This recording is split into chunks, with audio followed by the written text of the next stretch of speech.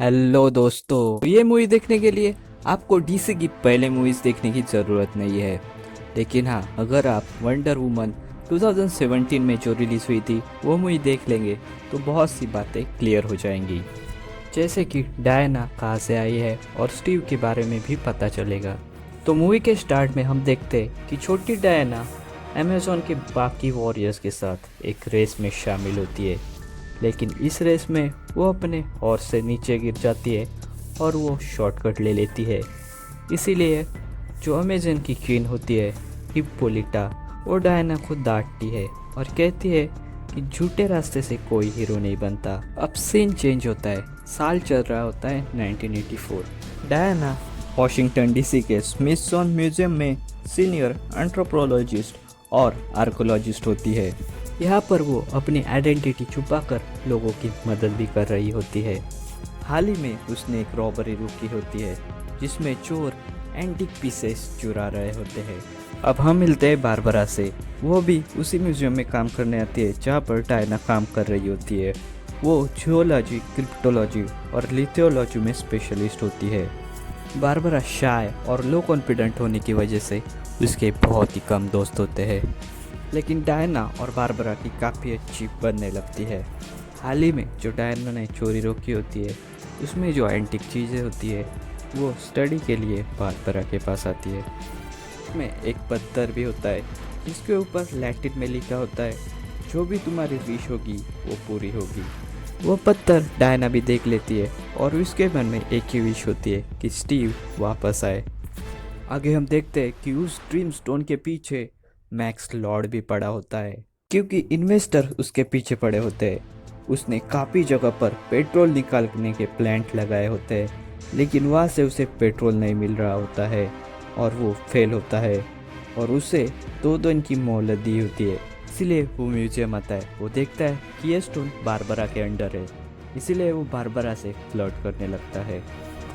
वो बारबरा से कहता है कि वो बहुत बड़ा डोनेशन म्यूजियम को देने वाला है और साथ में ही उसने एक पार्टी भी अरेंज की होती है। हम देखते हैं कि बारबरा जब रात को ऑफिस वापस आ रही होती है तब एक आदमी उसे रोकने की कोशिश करता है। तब वहाँ पर डायना आती है और उसे वो एक किक में दूर फेंक देती है। अब बारबरा ऑफिस में आकर स्टोन से विश मांगती है कि काश वो डायना की तरह खूबसूरत, कॉन्फिडेंट और दमदार बने। दूसरे दिन बारबरा पाती है कि वो अलग दिख रही है, उसकी बॉडी में बहुत से चेंजेस हुए होते हैं और वो पाती है कि वो पावरफुल भी हुई होती है। मैक्स लॉर्ड ने जो पार्टी रखी होती है वहाँ पर बारबरा पहुँच जाती है। वो बहुत ही खूबसूरत दिख रही होती है। वहाँ पर मैक्स लॉर्ड उसके साथ फ्लर्ट करने लगता है और ग्रीन स्टोन वो अपने पास ले लेता है।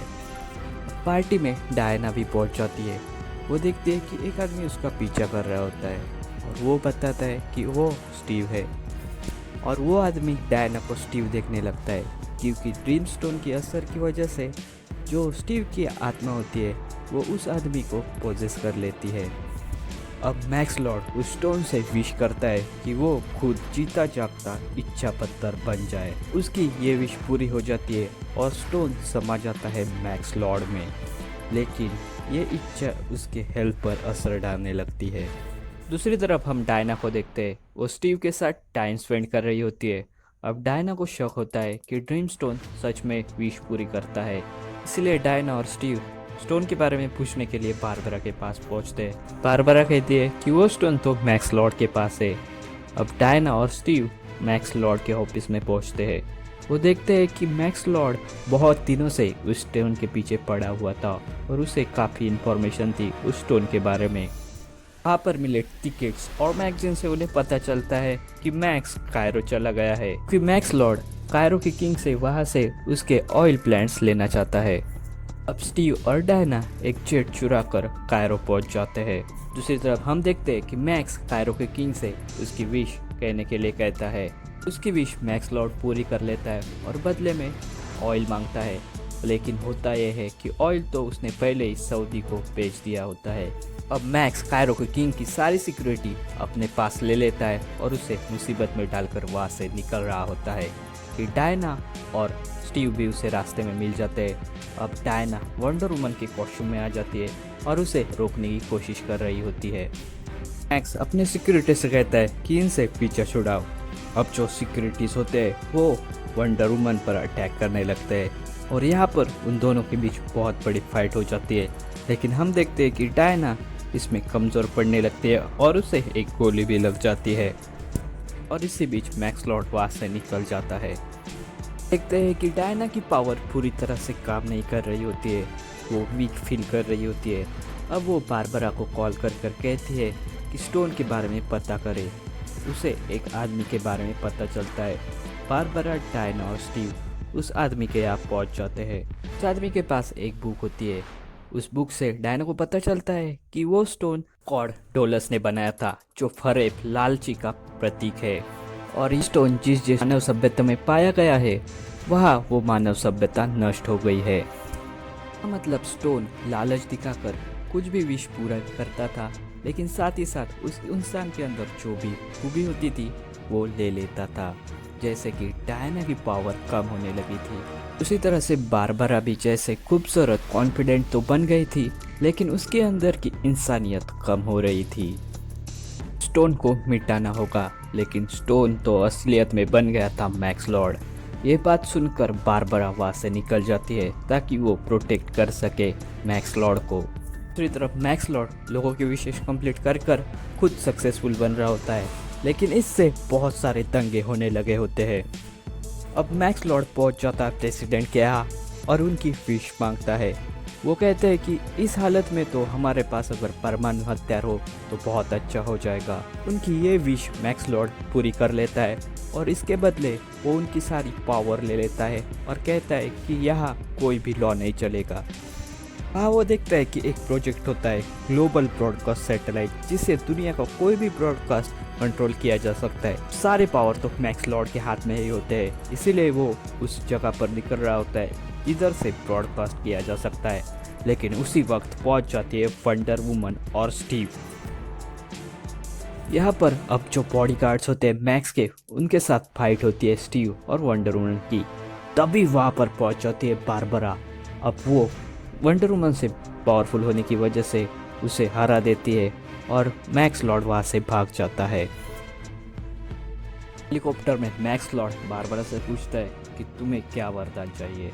इसके ऊपर बारबरा कहती है कि मुझे अब डायना जैसा नहीं बल्कि एक खूंखार शिकारी बनना है। अब डायना को स्टीव बाहर आकर समझाता है कि देखो, तुम्हें अपनी विश त्याग देनी होगी क्योंकि दुनिया को अब तुम्हारी ज़रूरत है और मैं तो तुम्हारी यादों में हमेशा जिंदा हूँ। अब डायना ना चाहते हुए भी अपनी विश त्याग देती है, जिससे वो स्टीव को खो देती है, लेकिन वंडर वुमन की पावर वापस आ जाती है। अब वो एस्ट्रिया का जो कवच होता है वो लेकर पहुंच जाती है जहाँ पर मैक्स और बारबरा होते हैं। वहाँ पर बारबरा चीता बन गई होती है। वहाँ पर वो बारबरा को शॉक देकर बेहोश करती है और अंदर मैक्स लॉर्ड को रोकने जाती है, लेकिन मैक्स लॉर्ड इससे पहले ही ब्रॉडकास्ट कर चुका होता है और लोग अजीबोगरीब विश मांगने लगे होते हैं, जिससे दुनिया और भी खतरे में पड़ने लगी होती है। अब डायना अपने लॉस ऑफ ट्रुथ से लोगों के साथ कनेक्ट होती है और ड्रीम स्टोन के बारे में सच्चाई सबको बता देती है, जिससे कि दुनिया तबाह हो सकती है और लोगों से रिक्वेस्ट करती है कि वो अपनी इच्छाएं त्याग दे। लोग भी अपनी इच्छाएं त्याग देते हैं। अब डायना मैक्स को विजन दिखाती है कि उसका लड़का खतरे में है उसकी वजह से, और अब मैक्स सारी इच्छाएं त्याग देता है और अपने बच्चे को बचाने जाता है। इसी साथ वंडर वुमन दुनिया को फिर से बचा लेती है। एंड में हम देखते हैं कि डायना उस आदमी के साथ बात कर रही होती है जिसे स्टीव की सोल ने पजेस किया होता है, जो कि अब नॉर्मल होता है। लास्ट में हम देखते हैं कि एशियंट वॉरियर एस्ट्रिया अब भी जिंदा होती है और लोगों की हेल्प कर रही होती है। और ये मूवी यहाँ पर ही खत्म हो जाती है। रही बात बारबरा की, तो वो भी अपनी इच्छा उसी वक्त त्याग देती है और नॉर्मल बन जाती है। तो दोस्तों, ऐसे ही आपको बहुत सारे मूवीज़ का एक्सप्लेनेशन चाहिए तो लिंक मैंने डिस्क्रिप्शन में दिया है। और हाँ, अगर आप चैनल पर नए हैं तो प्लीज़ सब्सक्राइब कर दीजिए और ज़्यादा से ज़्यादा लोगों के साथ शेयर कीजिए। Thank you.